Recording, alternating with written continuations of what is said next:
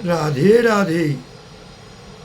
कल हमने 9वें भाग में हरिराम व्यास जी के 3 पुत्रों की कथा कही, किंतु वीडियो में सही आवाज़ नहीं आई। हमने वो डाल तो दी, किंतु हमें वो सही नहीं लगी, तो आप उनको कहा अच्छी लगी होगी। बाकी हम पुनः आपको दूसरे व्याख्या के रूप में हम सुनावे जा रहे हैं। भक्ति भक्त भगवंत गुरु चतुर नाम बपु एक, इनके पद बंधन किए नाशे विघ्न अनेक। इनके बारे में जो सवैया नावा प्रियदास जी ने जो लिखा है वो कवित्व। अय भय सुत तीन बांट निपट नवीन कियो, एक और सेवा एक और धन धर्यो है, और तीसरी जो ठोर श्याम बंदनी और छाप धरी, करी ऐसी रीत देखी बड़ो सोच पर्यो है। और एक ने रुपया लिए, एक ने किशोर जुको, और श्री किशोर दास भाल तिलक ले कर्यो है, और छापे दिए स्वामी हरि दास निशिरा सकीनो, और बही रास ललिता आदि गायो मन हरियो है।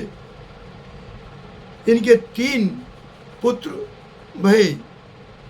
पहले को नाम राजदास, दूसरे पुत्र को नाम बिलासदास, और तीसरे पुत्र को नाम किशोरदास।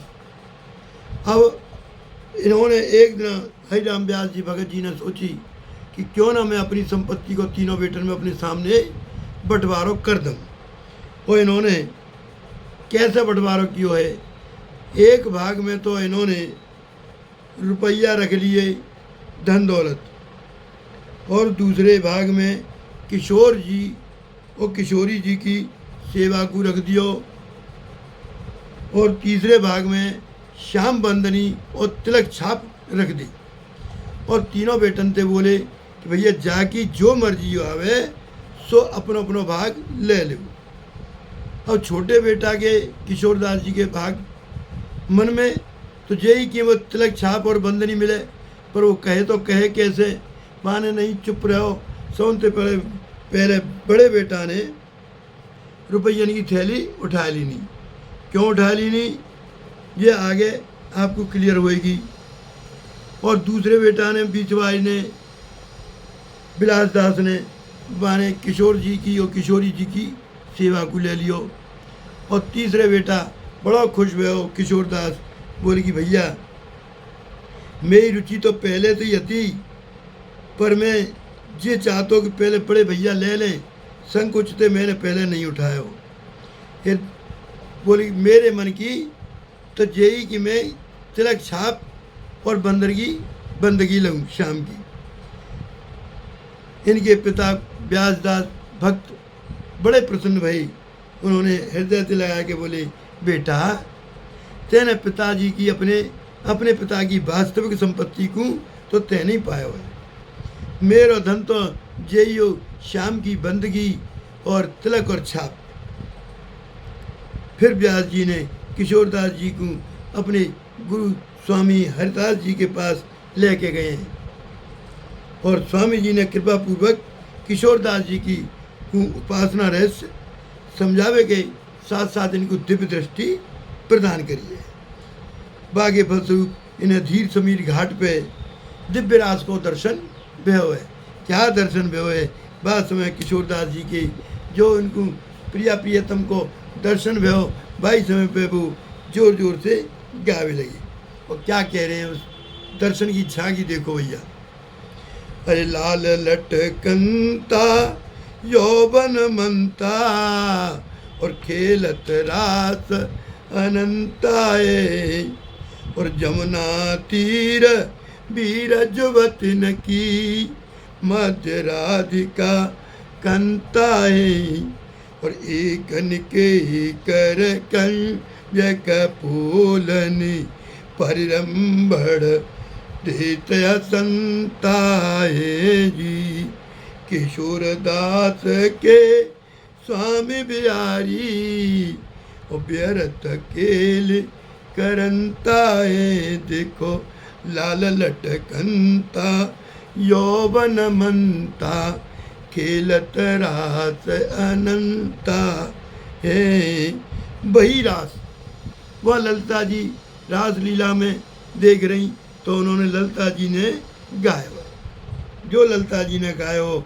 इधर स्वामी हरिदास उधर हरिराम व्यास जी, दोनों ही महान भाव राम विलास के रास विलास के समय ललिता जी आदि सखियों को ये पद गात भाई सुनो तो व्यास जी श्री स्वामी हरिदास जी के पास आए और अत्यंत आश्चर्यचकित है कि उन्होंने पूछे कि ये किशोरदास को है जाको रचो वो पद दिव्य रास में श्री ललिता आदि सहचरिया गाय रही हैं।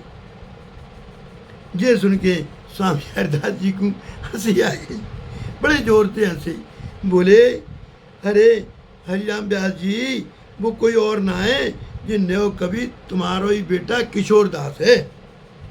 व्यास जी ने तो समझ लियो कि किशोरदास जी के ऊपर स्वामी हरिदास जी की कृपा है गई। श्री व्यास जी के पदन से ये सो स्पष्ट है गया हो कि इन्हें स्वामी हरिदास जी की पूर्ण कृपा प्राप्त है गई है। इनको संपूर्ण जीवन परम रहस्य परम रस में बन गए हो। वे सावधान है कि प्रियतम निकुंज महल की सेवा में तत्पर होकर थे। इन्होंने अपनी सेवा पुस्तिका में एक पद गाया हुआ है भैया। वो पद कैसे गाया हुआ है? अरे नव कुमार चक्र चूड़ा नृपति मणि सामरो राधिका तरुण मन पटरानी। अरे पर न बिछुरत दो जात नहीं ता को व्यास मेलन लिए प्रिय पिकदानी। और नव कुमार चक्र चूड़ा नृपति मन सामरी राधिका तरन बट पटरानी। और पल न बिछुरत दो जात नहीं ता को व्यास मेलन लिए पिकदानी।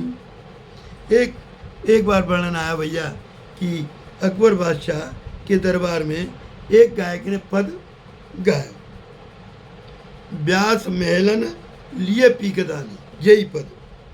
ये सुन के अकबर बादशाह के मन में व्यास जी के दर्शन की इच्छा जागृत हुई। फिर उन्होंने समय निकाल करके वृंदावन आया हुआ बादशाह अकबर और व्यास जी को दर्शन करने के बाद इन्होंने उन्हीं के मुख से वो पद श्रवण किया। फिर सारी रात भगवान के सच्चर्चा में बिता दी। व्यास जी ने भाव और है कि समय को भान भूल गई, निकुंज लीला में गान में मगन है गई। प्रातः काल पे बादशाह अकबर ने व्यास जी से पूछी, भगत जी आज तो आपने सारी रात पद गान में ही बिता दी, आज मेलन में पीकदानी कोने लई होएगी। ये सुनते ही व्यास जी को सेवा को ध्यान आयो तो तत्काल सेवा कुंज की ओर भागे साहब। पीछे पीछे बादशाह और आगे आगे हरिराम व्यास जी भागत जा रहे हैं। वहाँ जाके देखत का है कि पीकदानी के अभाव में जहाँ तहाँ पान को उगाल पृथ्वी पे पड़ो हुए। ये देख के बादशाह बहुत लज्जित हुए और श्री व्यास जी के चरण में पड़ के क्षमा याचना करते हुए उनके 1 लाख रुपया भेंट देवे लगो। जैसी माना भेंट नहीं है तुरंत व्यास जी ने ये पद गाया हुआ। क्या कह रहे हैं पद में भैया? अरे मेदा में श्री मोरे मेरी श्री वृंदावन की ये दूरी, जा राधा रानी मोहन राजा राज रहो है भर भर पूरी। और कनक कलश करु वह में मूदी, खाता ब्रज कम रन की चूरी। और व्यास हित हरि वंश बताई, अपनी जीवन की है मूरी। बादशाह ने इनके न चाहे पे सेवा विस्तार के ताई इन्होंने बहुत सी भूमि भेंट करी। व्यास जी तो बड़े विरोधी संत है, विरोध क्यों करते? एक विनोद को प्रसंग तो संत संपुट में चरैया में व्यास जी के प्रसंग में हम तुम्हें सुना चुके हैं। अब एक प्रसंग और आ रहा आगे। एक बार सावन के महीना में श्री गोपाल भट्ट जी के ठाकुर जी को झूला पड़ो बहु,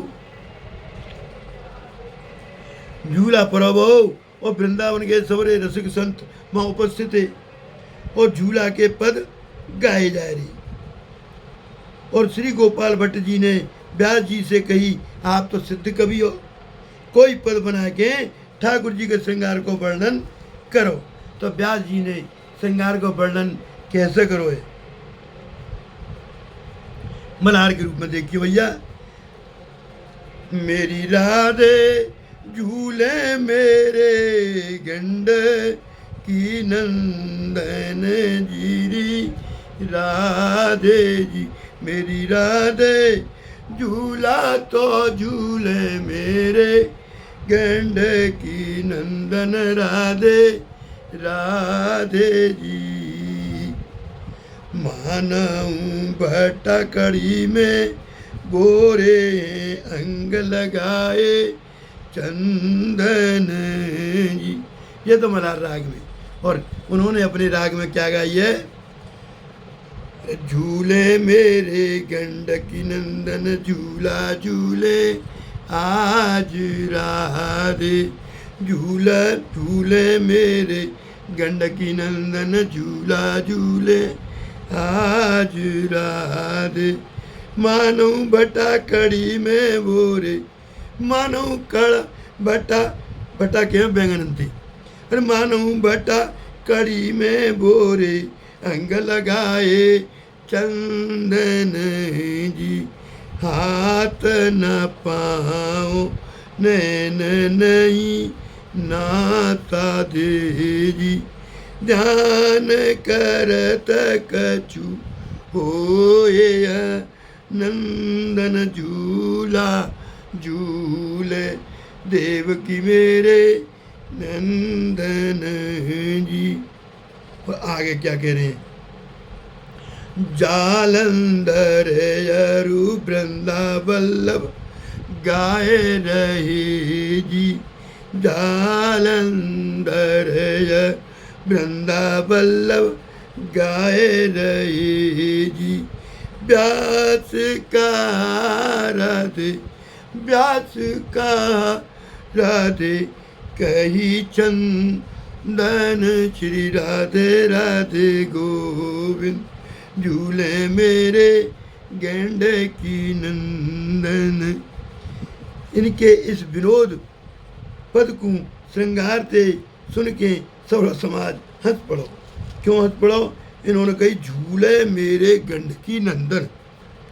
और कैसे झूले, मानो भट्टा कड़ी में बोरे, कड़ी हो पीली, इनको पीले वस्त्र, और बैंगन बैंगन हो तो काले श्याम रंग को, वो इनको चेहरा, चेहरा तो बना दियो बैंगन, और इनके वस्त्र बना दिए कड़ी। तो इन्होंने कही मानो भट्टा कड़ी में बोरे अंग लगाए चंदन, जैसे कि उनके अंग में चंदन लगे रहे।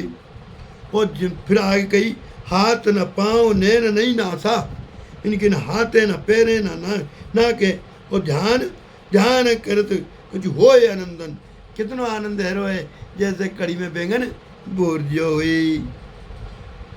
और वहाँ पे जालंधर और वृंदा वल्लभ गाए रहे हैं कि कैसी व्यास जी ने कही है कि कैसी छटा है, ताकि वर्णन तो हम ना कर सकें। इनके इस भाव विनोद पूर्ण श्रृंगार वर्णन को सुन के सब हंस पड़े। आपके अनेकों चरित्र चमत्कार पूर्ण हैं, व्यास जी अपना परिचय देते हुए कह रहे हैं भैया। वो आगे की कथा में कहेंगे। 11वें भाग में आप इनको विश्राम होएगो। जय जय श्री